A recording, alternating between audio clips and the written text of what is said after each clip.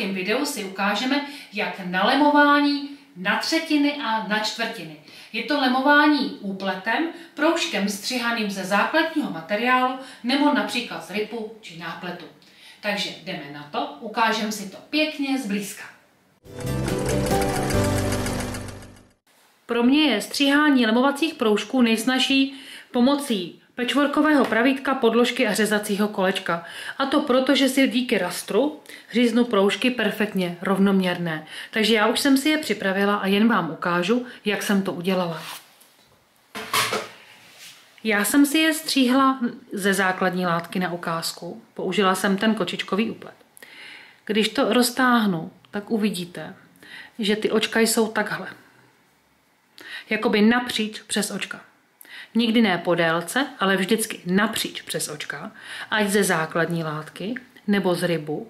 To je náplet, vy říkáte hladký náplet, 1:1. Ono to je vlastně žebrový úplet, protože slovo ryb znamená žebro. Může to být i hrubší náplet, takový ten 2:2. A nebo je můžeme stříhnout širší, to záleží, jak budeme lemovat. Já si na lemování na třetiny zpravidla stříhám proužek široký 4,5 cm, kdežto na lemování na čtvrtiny bych si hřízla nebo stříhla proužek široký 6. Vyšel by mi proužek ve výsledku hotový tak okolo 1,5 cm, což si myslím, že je opravdu ideální. Ano? Takže si půjdeme ukázat, jak to uděláme. Já jsem si tady ustřihla takový jakoby výstřihy, protože proužky na lemování na třetiny a na čtvrtiny používáme zejména okolo výstřihů anebo potom třeba z okolo dětských bodíček. Dá se z nich samozřejmě udělat i ta vázačka, jak jsme si říkali, takže já vám to zkusím ukázat. Na tom výstřihu vezmu třeba ryb a začneme lemovat. Může být výstřih už sešitý v kruhu. Zpravidla to funguje tak, když lemuju výstřih celý dokola, že si sešiju jedno rameno, zalemuju a dokončím to sešitím druhého ramena. Tak, jako to dělají v průmyslu. Je to daleko nejjednodušší, než se snažit jako trefit obvod proužku přesně v potřebné délce na obvod průkrčníku. Takže my začneme tím, že přiložíme líc, to znamená to, kde je méně vidět elastan, k lícu. Nechám si zase malý přesah. A budeme v první třetině špendlit, podobně jako jsme to udělali u toho lemování proužkem. Zase platí, že musím ten ryb trošku natahovat, nebo ten proužek. Chci to trošku ocitu. Ryb se dá táhnout víc, kdežto proužek ze základního materiálu tak tažný nebývá. Vemu to do té první třetinky. Samozřejmě, že je možné použít různé zakladače, které ke coverlockům nabízejí. Já jsem trošku toho názoru, že než si seřídím zakladač, tak mám olemováno, pokud dělám jedno tričko. Udělám to tak, že si tu práci rozdělím do 2 kroků, takzvaně předšití a prošití nebo finální šití. Já to předšití považuji za velmi dobrou pomoc. Já si to takhle pořád jenom špendlím, kraj na kraj a v první třetině šířky. Vidíte, že tohle není nic složitýho. Jo, kdyby tam byl šéf, jela bych normálně přes šéf dál. Čím je ten výstřih kulatější, tak vždycky v tom místě toho nejvíc kulatého jakoby hodně táhnu. Když se teď podívám, tak vidíte, že to má trošičku tendenci se mi krčit, ale nic divokýho. A že ten proužek už se mi sám snaží jakoby překlopit do toho výstřihu, tím, jak jsem ho natahovala. A to je přesně, o co nám jde. Teď si zapneme stroj. Já si tam dám rovné stehy s jehlou na střed a malinko, to znamená asi o 0,5 stupně, si povolím napětí horní nitě. Tak. Ty stehy si dejte trošku delší, třeba z 3,5 mm, protože kdyby se vám to tam značilo, tak to snadno vytáhneme. Vsadíme si a za první třetinu proužku prostě bez zapošití uděláme předšití. Budu si to narovnávat. Tohle se nikdy nedělá overlockem. Takhle si to opravdu stretchovou jehlou, delšími stehy, povolený napětí horní nitě, předšijeme.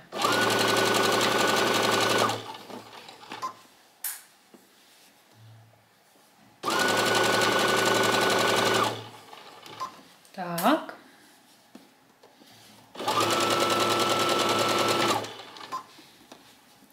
Ještě kousek.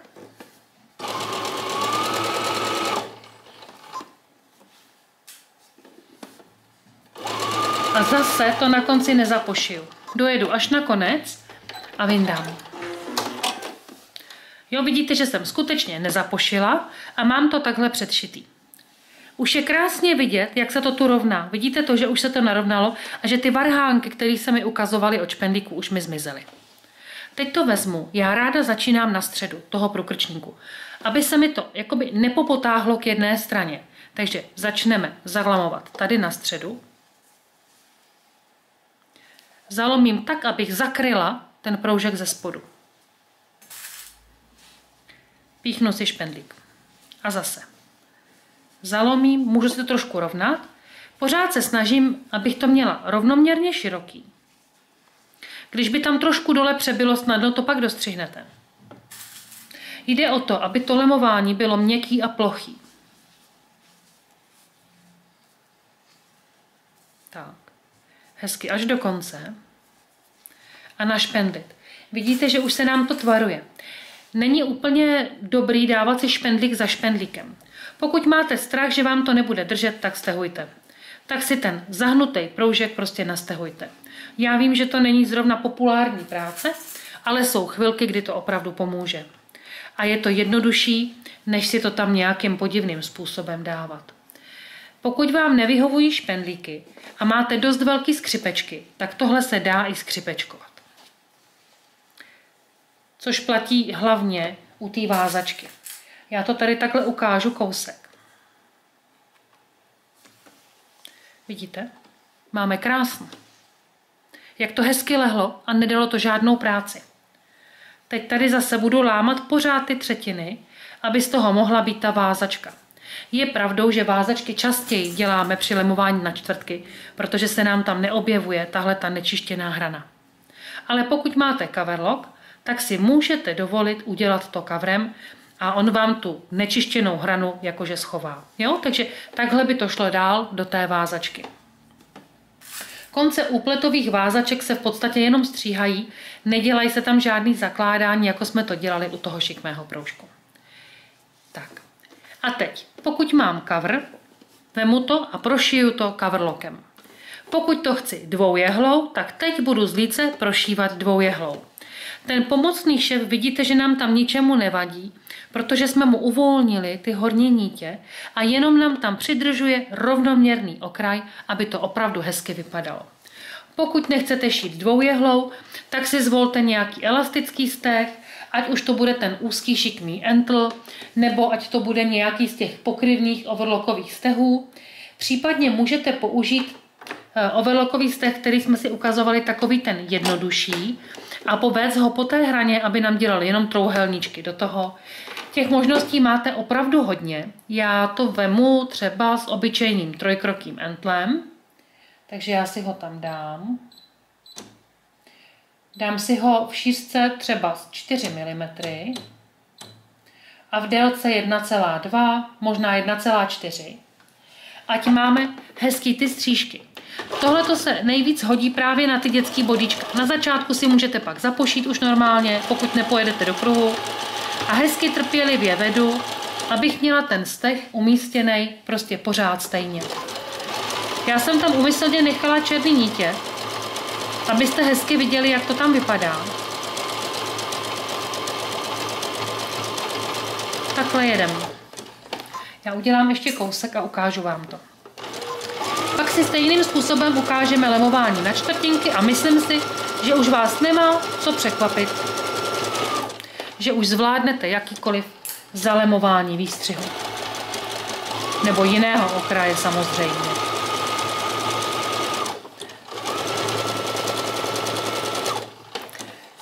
Trošku obtížněji by se tímhle dělala ta slzička. Pokud byste chtěli lemovat výstřih jakože proužkem na třetiny nebo na čtvrtiny, tak bych si pravděpodobně okraj slzičky jenom zaoverlockovala, zlomila a prošila, abych to měla jemnější, protože tyhle proužky bývají trošku humpolácký.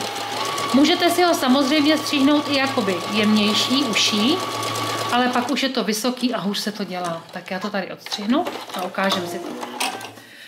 Vidíte, že teď se nám to díky tomu šití zvlnilo, ale když to vezmu na žehličku, takhle to hezky ukážu, a měla-li bych ty nitě ve stejné barvě, tak mám nádherný, dokonale pružný lem.